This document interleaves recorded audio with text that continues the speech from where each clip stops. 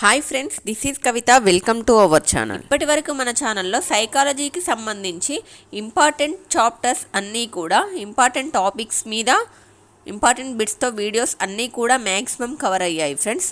ఇప్పుడు ఈ వీడియోలో సైకాలజీలో ప్రవర్తన సమస్యలు, సర్దుబాటు, సంఘర్షణలు మరియు రకాల గురించి తెలుసుకుందాం. లేట్ చేయకుండా వీడియోలోకి వెళ్ళిపోదాం. ఫస్ట్ క్వశ్చన్: విద్యార్థిలో సర్దుబాటు చేసుకునే సామర్థ్యం లేనప్పుడు క్రింది దానిలో దేనికి దారి తీస్తుంది? ఆప్షన్స్: 1 విషమయోజనం, 2 సంఘర్షణ, 3 కుంటనం, 4 వ్యాకులత.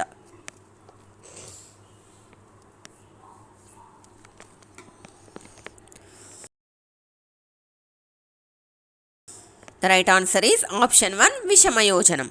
ఇక్కడ విషమయోజనం అంటే ఏంటి అంటే వ్యక్తి సర్దుబాటు చేసుకునే శక్తిని కోల్పోవడాన్నే మనం ఇక్కడ ఏమంటున్నాం? విషమయోజనం అని అంటాము. ఇక్కడ క్వశ్చన్ ఏంటి? విద్యార్థుల్లో సర్దుబాటు చేసుకునే సామర్థ్యం లేనప్పుడు క్రింది వానిలో దేనికి దారితీస్తుంది? దేనికి దారితీస్తుంది అంటే విషమయోజనానికి దారితీస్తుంది. విషమయోజనం అంటే వ్యక్తి సర్దుబాటు చేసుకునే శక్తిని కోల్పోవడాన్ని విషమయోజనం అని అంటాము. విషమయోజనంలో 3 రకాలుంటాయి. ఏంటి? శారీరక లక్షణాలని, ప్రవర్తన లక్షణాలు, ఉద్వేగ లక్షణాలని, ఇలా 3 రకాలు ఉంటాయి. విషమయోజనానికి గల కారణాలు, వాటి యొక్క లక్షణాలు ఇలా ఉంటాయన్నమాట. నెక్స్ట్ ఆప్షన్ వచ్చేసి ఇక్కడ సంఘర్షణ. సంఘర్షణ అంటే ఏమిటి? ఒక శిశువును తల్లిదండ్రుల మధ్యలో నిలబెట్టి వారిలో నీకు ఎవరంటే ఇష్టమని అడిగితే ఆ శిశువు ఏం చెప్పగలుగుతాడు? అప్పుడు ఆ శిశువు యొక్క ప్రవర్తన ఏ విధంగా ఉంటుందో అలాంటి పరిస్థితుల్లో ఆ శిశువులో ఏర్పడే సంఘర్షణని, ఆ శిశువులో ఏర్పడే దానిని మనం ఇక్కడ సంఘర్షణ అని అంటాము. అంటే ఆ శిశువుకు పేరెంట్స్లో ఇద్దరు ఇష్టమే, అలాంటప్పుడు అతనికి ఆన్సర్ ఏం చేయాలనేది అర్థం కాదు కదా. అలాంటప్పుడు ఆ వ్యక్తిలో ఏర్పడే దాన్నే మనం ఏమంటామంటే ఇక్కడ సంఘర్షణ అని అంటాము. ఇప్పుడు ఇష్టమున్న ఇద్దరిని మనం ముందుంచి ఆన్సర్ చేయమంటే ఎలా చేయగలరో అలాంటి టైంలో ఏర్పడేదాన్ని ఇక్కడ ఏమంటున్నామంటే సంఘర్షణ అని అంటాము. ఏది తేల్చుకోలేని సందిగ్ధ పరిస్థితుల్లో ఉండడాన్నే ఇక్కడ సంఘర్షణ అంటే ఏంటి అంటే ఏది తేల్చుకోలేని సందిగ్ధ పరిస్థితుల్లో ఉండడాన్నే సంఘర్షణ అని అంటాము. 1 లేదా 2 లక్ష్యాలను ఎంచుకోవడంలో ఏది ఎంచుకోవాలో తేల్చుకోలేకపోవడాన్నే సంఘర్షణ అని అంటారు. లేదా 2 విరుద్ధ కోరికల మధ్య ఏర్పడే తన్యత లేదా టెన్షన్ వల్ల కలిగే బాధాకరమైన ఉద్వేగం ఏదైతే ఉంటుందో దాన్నే సంఘర్షణ అంటామని ఇక్కడ డగ్లస్ మరియు హాలండ్ అనే శాస్త్రవేత్తలు చెప్పారు. ఏంటి? 2 విరుద్ధ కోరికల మధ్య ఏర్పడే తన్యత లేదా టెన్షన్ వల్ల కలిగే బాధాకరమైన ఉద్వేగం ఏదైతే ఉంటుందో దాన్నే సంఘర్షణ అని అంటామని ఇక్కడ ఎవరు చెప్పారంటే డగ్లస్ అండ్ హాలండ్ చెప్పారు. నెక్స్ట్ ఆప్షన్ కుంటనం. కుంటనం అంటే ఏంటి? ఫ్రస్ట్రేషన్. వ్యక్తిలో ఏర్పడే కోరికలు తీరినప్పుడు తీర్చుకోవడానికి ఏమీ ప్రయత్నం చేయకుండా నిరాశ నిస్పృహలకు గురి అయితే ఆ వ్యక్తిలో ఏర్పడేదాన్నే కుంటనం అవుతుంది. ఏంటి కుంటనం అంటే? వ్యక్తిలో ఏర్పడే కోరికలు తీరినప్పుడు తీర్చుకోవడానికి ఏమాత్రం కూడా ప్రయత్నం చేయకుండా నిరాశ నిస్పృహలకు గురైతే ఆ వ్యక్తిలో ఏర్పడేదాన్నే కుంటనం అంటారు. మానవుని ఆశయం కానీ అవసరం కానీ తృప్తిపరచడంలో అవరోధం ఏర్పడినప్పుడు ఉద్భవించే భావననే ఇక్కడ కుంటనమని అంటారు. ఈ డెఫినేషన్ ఎవరిచ్చారంటే గుడ్ అనే అతను చెప్పారు. ఇలా ఏమని? మానవుని ఆశయం కానీ అవసరం కానీ తృప్తిపరచడంలో అవరోధం ఏర్పడినప్పుడు ఉద్భవించే భావననే కుంటనం అంటారని ఇక్కడ గుడ్ అనే అతను చెప్పారు. ఇంకా ఒక వ్యక్తిలోని ప్రేరకం తృప్తి చెందకపోవడంను కుంటనం అంటారని ఎవరు చెప్పారు? కరోల్ అనే అతను చెప్పారనమాట. ఏంటి? కరోల్ అనే అతను కుంటనానికి డెఫినేషన్ ఎలా ఇచ్చారు అంటే ఒక వ్యక్తిలోని ప్రేరకం తృప్తి చెందకపోవడంనే కుంటనం అంటారని కరోల్ అనే అతను చెప్పాడు. ఫర్ ఎగ్జాంపుల్ వచ్చేసి ఒక ఇంగ్లీష్ గ్రామర్ ఎంతగా నేర్చుకున్నావని ఒక అన్న వద్దకు వచ్చి తన తమ్ముడు ఆట పట్టిస్తుంటే ఆ అన్నలో ఏర్పడేదాన్ని ఏమంటారంటే కుంటనమని అంటారు. నెక్స్ట్ ఆప్షన్ చూద్దాము. వ్యాకులత. వ్యాకులత అంటే ఏంటి అంటే కారణరహితమైన భయం వలన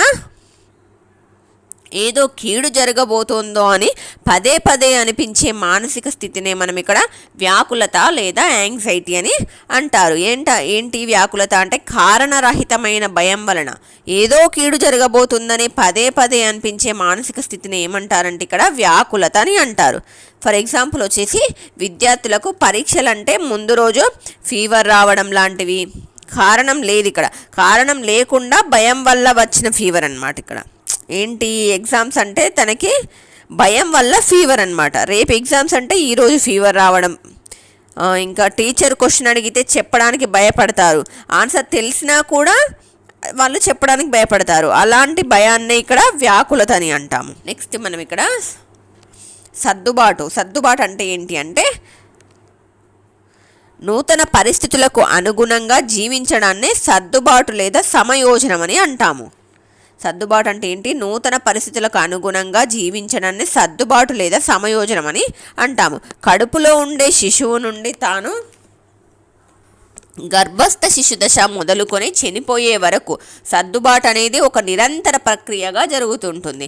కడుపులో ఉండే శిశువు నుండి తాను పుట్టి పెద్దయి ముసలి వాళ్ళై చనిపోయే వరకు కూడా జరిగే ఒక నిరంతర ప్రక్రియనే మనం ఏమంటామంటే ఇక్కడ సర్దుబాటు అని అంటాము. తనకు తన పరిసరాలకు మధ్య మరింత సామరస్య సంబంధాలను నెలకొల్పుకోవడం, నిరంతరం వ్యక్తి యొక్క ప్రవర్తనను మార్చుకోవడాన్నే ఏమంటాం మనం ఇక్కడ సర్దుబాటు అని అంటామని ఎవరు చెప్పారు అని అంటే గేట్స్ అండ్ జెర్సీ ఈ డెఫినేషన్ ఇచ్చారనమాట సర్దుబాటుకు. ఏంటి అంటే తనకు తన పరిసరాలకు మధ్య మరింత సామరస్య సంబంధాలను నెలకొల్పుకోవడం కోసం నిరంతరం వ్యక్తి యొక్క ప్రవర్తనను మార్చుకోవడాన్ని సర్దుబాటు అంటారని గేట్స్ అండ్ జెర్సీ ఈ డెఫినేషన్ ఇచ్చారనమాట. నెక్స్ట్ క్వశ్చన్ చూద్దాం. ఈ క్రింది వానిలో సర్దుబాటు లక్షణం కానిది ఏది? ఆప్షన్స్ 1 సర్దుబాటు అనేది అందరిలో ఒకే విధంగా ఉండదు. 2 ఒక వ్యక్తిలో సర్దుబాటు ఎప్పుడూ ఒకే విధంగా ఉండదు. 3 సర్దుబాటు గర్భస్థ శిశుదశ నుండి చనిపోయే వరకు నిరంతర ప్రక్రియ. 4 ఒక వ్యక్తి సర్దుబాటు అన్ని రంగాలలో ఒకే విధంగా ఉంటుంది.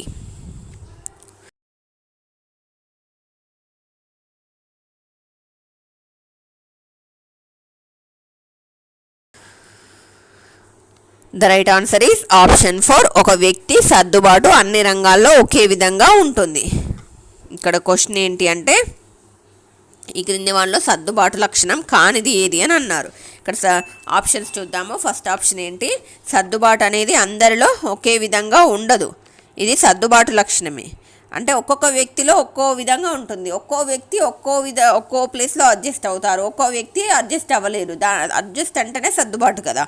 సో ఒక్కో వ్యక్తిలో ఒక్కో విధంగా ఉంటుంది, అందరిలో ఒకే విధంగా ఉండదు అనేది ఇక్కడ సర్దుబాటు లక్షణము. ఆప్షన్ 2 చూద్దాము. ఒక వ్యక్తిలో సర్దుబాటు ఎప్పుడూ ఒకే విధంగా ఉండదు. వ్యక్తిలో సర్దుబాటు అనేది ఎప్పుడూ ఒకే విధంగా ఉండదు అనేది కూడా సర్దుబాటు యొక్క లక్షణమే. నెక్స్ట్ ఆప్షన్ చూద్దాము. సర్దుబాటు గర్భస్థ శిశు దశ నుండి చనిపోయే వరకు నిరంతర ప్రక్రియ. ఇది ఇందాకే చెప్పాను కదా, గర్భస్థ శిశు దశ నుండి చనిపోయే వరకు కూడా నిరంతరంగా సాగే ప్రక్రియను మనము సర్దుబాటు అంటాము. ఇది కూడా సర్దుబాటు యొక్క లక్షణమే. ఆప్షన్ 4 చూద్దాము. ఒక వ్యక్తి సర్దుబాటు అన్ని రంగాలలో ఒకే విధంగా ఉంటుంది. ఇది మాత్రం సర్దుబాటు లక్షణం కాదు. అన్ని రంగాల్లో ఒకే విధంగా ఉంటుందా? ఉండదు. సో సర్దుబాటు లక్షణం కానిది ఏది అన్నప్పుడు ఆప్షన్ 4 అనేది ఇక్కడ రైట్ ఆన్సర్ అవుతుంది. Next question. ఒక పిల్లవాడు అమితమైన సిగ్గు కారణంగా తన తరగతి విద్యార్థులతో సరిగా కలవలేకపోతున్నాడు. ఈ అబ్బాయి సమస్య ఏమిటి? ఆప్షన్స్ 1 శారీరక సమస్య, 2 శారీరక రుగ్మత, 3 మానసిక రుగ్మత, 4 ప్రవర్తన సమస్య.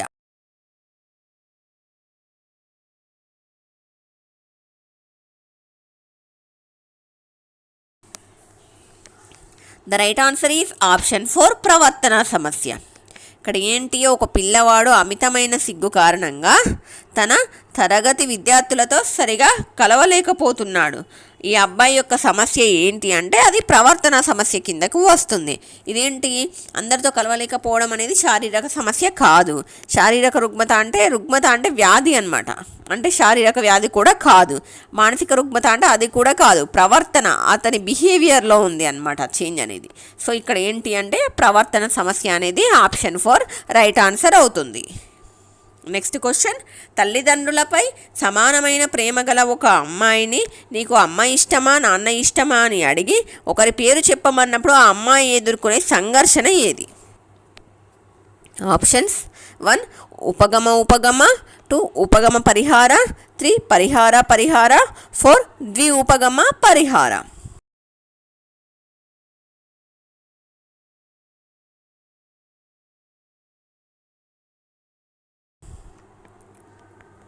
ఇక్కడ రైట్ ఆన్సర్ వచ్చేసి ఆప్షన్ 1 ఉపగమ ఉపగమ.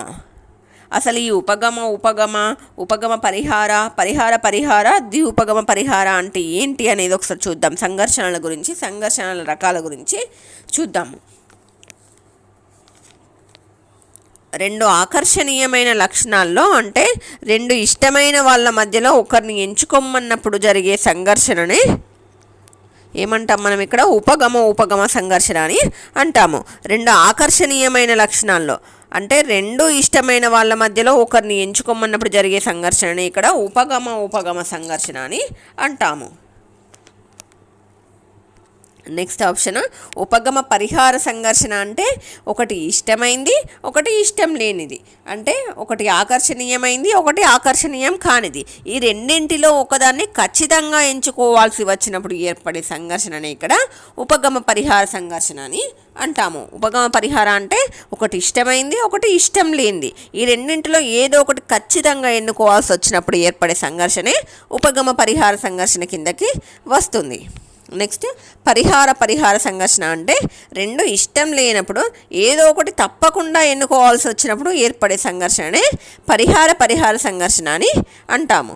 నెక్స్ట్ ద్వి ఉపగమ ద్విపరిహార అంటే ద్వి ఉపగమ ద్విపరిహార సంఘర్షణ అంటే ఏంటి అంటే రెండు లేదా అంతకంటే ఎక్కువ ఆకర్షణీయమైన ఆకర్షణీయం కాని లక్ష్యాల్లో ఏదో ఒకటి ఎంచుకోవాల్సి వచ్చినప్పుడు ఒకటి ఇష్టమైంది, అందులోనే కష్టం ఉంటుంది.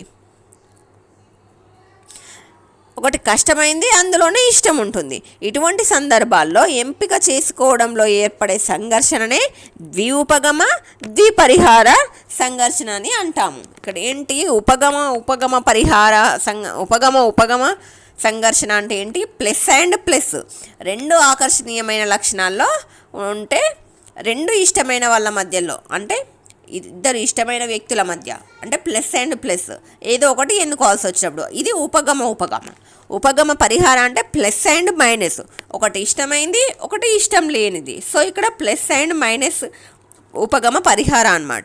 పరిహార పరిహార అంటే రెండూ ఇష్టం లేని సంఘటనలే. అక్కడ ఇద్దరు ఇష్టం లేని వ్యక్తుల్లో ఎవరినొకరిని తప్పకుండా ఎన్నుకోవాల్సి వచ్చినప్పుడు ఏర్పడేది ఏంటి? పరిహార పరిహార అంటే మైనస్ అండ్ మైనస్. ఇక్కడ ద్వి ఉపగమ ద్విపరిహార అంటే ఇక్కడ రెండు లేదా అంతకంటే ఎక్కువ ఆకర్షణీయమైన రెండు లేదా అంతకంటే ఎక్కువ సంఘర్షణలు అన్నమాట. ఇక్కడ ఏంటి? Plus and minus, minus and plus. రెండు లేదా అంతకంటే ఎక్కువ ఆకర్షణీయమైన ఆకర్షణీయం కాని లక్ష్యాల్లో ఏదో ఒకటి ఎంచుకోవాల్సి వచ్చినప్పుడు ఒకటి ఇష్టమైంది, అందులోనే కష్టం ఉంటుంది. ఒకటి కష్టమైంది బట్ అందులోనే ఇష్టం ఉంటుంది. ఇందులో ఏదో ఒకటి ఎంపిక చేసుకోవాల్సి వచ్చినప్పుడు ఏర్పడే సంఘర్షణే ఇక్కడ ద్వి ఉపగమ ద్విపరిహార సంఘర్షణ అని అంటాము. ఇక్కడ క్వశ్చన్కి ఆన్సర్ ఏంటి అంటే ఆప్షన్ 1 ఉపగమ ఉపగమ. ఇప్పుడు మనం సంఘర్షణ రకాల గురించి విన్నాం కదా, ఒకసారి వీటి ఎగ్జాంపుల్స్ చూద్దాము. ఉపగమ ఉపగమ పరిహారానికి ఎగ్జాంపుల్ ఏంటి అంటే ఇప్పుడు అమ్మా నాన్న ఇద్దరు అంటే ఇష్టమే. ఒక పిల్లవాడికి అమ్మా నాన్న పేరెంట్స్ అంటే ఇద్దరు ఇష్టమే. ఇందులో నీకు ఎవరు ఇష్టము అని అడిగితే అప్పుడు అతను ఏం చెప్పాలనేది అర్థం కాకుండా ఉండే ఆ పరిస్థితినే మనం ఇక్కడ ఉపగమ ఉపగమ సంఘర్షణ అని అంటాము. అంటే రెండు ఇష్టమైన వాళ్ళ మధ్యలో ఒకరిని ఎంచుకోమన్నప్పుడు ఏర్పడే సంఘర్షణే ఉపగమ ఉపగమ సంఘర్షణ అన్నమాట.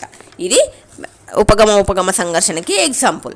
మనము ఇక్కడ ఉపగమ పరిహార సంఘర్షణకి ఎగ్జాంపుల్ చూద్దాము. ఇప్పుడు ఒక పిల్లవాడికి జాయింట్ వీల్ ఎక్కడం అంటే చాలా ఇష్టం, కానీ జాయింట్ వీల్ ఎక్కితే మనం ఎక్కడ కింద పడిపోతామో అన్న భయంతో అతను వెళ్ళలేకపోతాడనమాట. అప్పుడు ఏర్పడే ఆ సంఘర్షణ ఏంటి అంటే ఉపగమ పరిహార సంఘర్షణ అనమాట. అదంటే ఇష్టము కానీ భయంతో వెళ్ళట్లేదు. సో ఇది ఉపగమ పరిహార సంఘర్షణకి ఎగ్జాంపుల్. నెక్స్ట్ పరిహార పరిహార సంఘర్షణకి ఎగ్జాంపుల్ చూద్దాము. ఇప్పుడు ఒక ఎగ్జామ్లో రెండు క్వశ్చన్స్ ఇచ్చి ఏదో ఒక క్వశ్చన్కి ఆన్సర్ చేయమన్నారు, అంటే ఆప్షనల్ అనమాట. ఈ రెండిట్లో ఏదో ఒకటి ఎంచుకోవాలి. కానీ ఇక్కడ ఏమవుతుంది, ఈ విద్యార్థికి ఏంటి అంటే ఈ రెండు క్వశ్చన్స్ కూడా దేనిలో ఒక్కదానికి కూడా ఆన్సర్ తెలియదు, బట్ ఏదో ఒకదానికి తప్పకుండా అక్కడ అతను ఆన్సర్ చేయాలి. అప్పుడు ఏది ఆన్సర్ చేయాలి, ఈ రెండిట్లో ఏ సెలెక్ట్ చేసుకోవాలి అని ఏర్పడే ఆ సంఘర్షణ ఏమవుతుంది అంటే పరిహార సంఘర్షణ.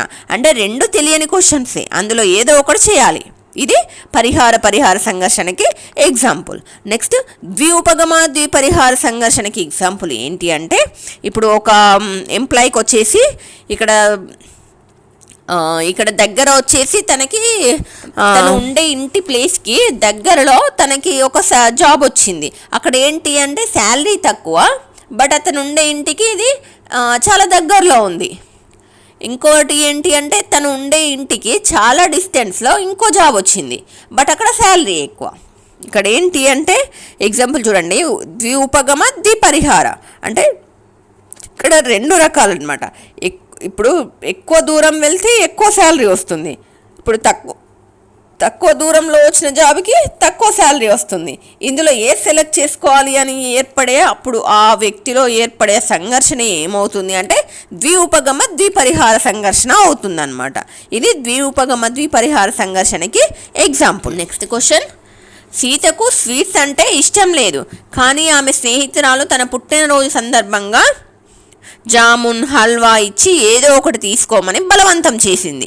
ఇక్కడ సీత సంఘర్షణ స్థితి ఏమిటి? ఆప్షన్స్ 1 ఉపగమ 2 పరిహార 3 ఉపగమ పరిహార 4 ద్విపగమ పరిహార.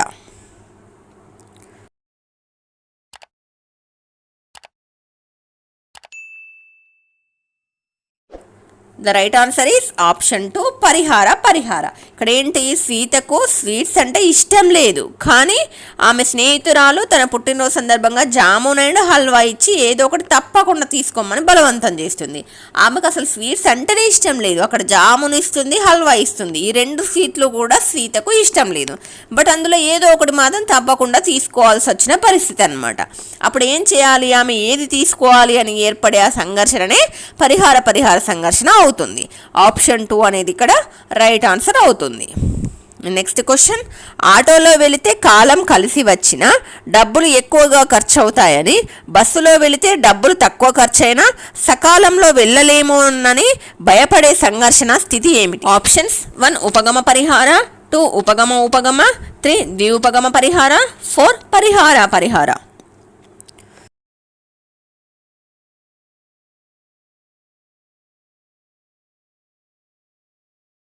The right answer is option 3 ద్విపగమ పరిహార.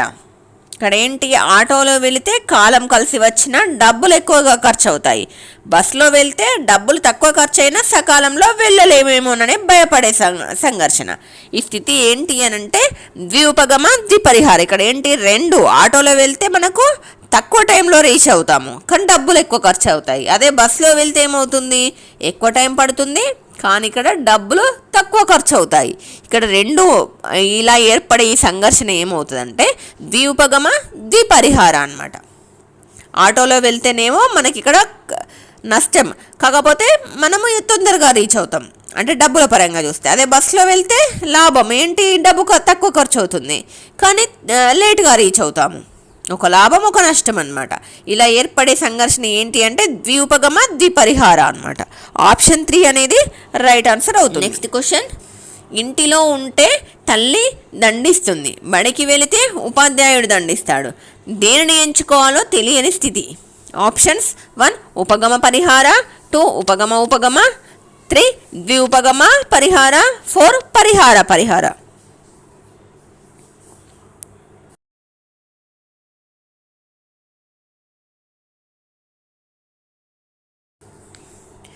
The right answer is option 4 పరిహార. ఇక్కడ ఏంటి, ఇంటిలో ఉంటే అమ్మ కొడుతుంది, అదే స్కూల్కి వెళ్తే ఉపాధ్యాయుడు కొడతాడు. ఇంటిలో ఉంటే హోంవర్క్ రాయలేదని అమ్మ కొడుతుంది, స్కూల్కి వెళ్తే హోంవర్క్ రాయలేదని అక్కడ టీచర్ కొడతాడు. అప్పుడు ఏం చేయాలని, ఇంట్లో ఉండాలా స్కూల్కి వెళ్ళాలా అని స్టూడెంట్ తేల్చుకోలేని సంఘర్షణ ఏంటి అని అంటే పరిహార సంఘర్షణ అవుతుంది. ఇక్కడ 2 మైనసే అన్నమాట. పరిహార సంఘర్షణ. ఆప్షన్ 4 అనేది ఇక్కడ రైట్ ఆన్సర్ అవుతుంది. నెక్స్ట్ క్వశ్చన్, సంగీత అనే అమ్మాయి శాస్త్రీయ సంగీతంలో నిర్విరామంగా సాధన చేస్తున్నప్పటికీ అనుకున్న విధంగా రాణించలేకపోతుంది. సంగీతకు ఎదురైన ఆటంకం క్రింది వానిలో ఏది? ఆప్షన్స్ 1 మానసిక కారకము, 2 భౌతిక పరిసర కారకము, 3 వ్యక్తిగత కారకము, 4 సామాజిక కారకము.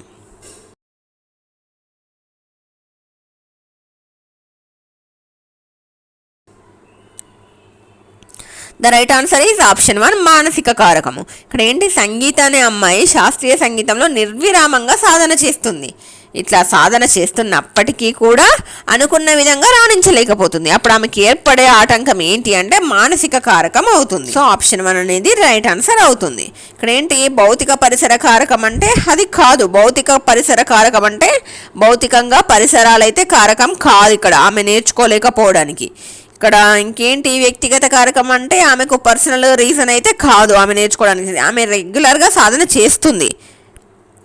సామాజిక కారకం అంటే అది కూడా కాదు. సో ఇక్కడ ఏమవుతుంది, మానసిక కారకం ఆప్షన్ 1 అనేది రైట్ ఆన్సర్ అవుతుంది. ఫ్రెండ్స్, మీకు ఈ వీడియో నచ్చినట్లయితే వీడియోని లైక్ చేయండి, మీ ఫ్రెండ్స్కి కూడా షేర్ చేయండి. మరిన్ని ఇలాంటి ఇంట్రెస్టింగ్ వీడియోస్ కోసం మన ఛానల్ని సబ్స్క్రైబ్ చేయండి. Thanks for watching.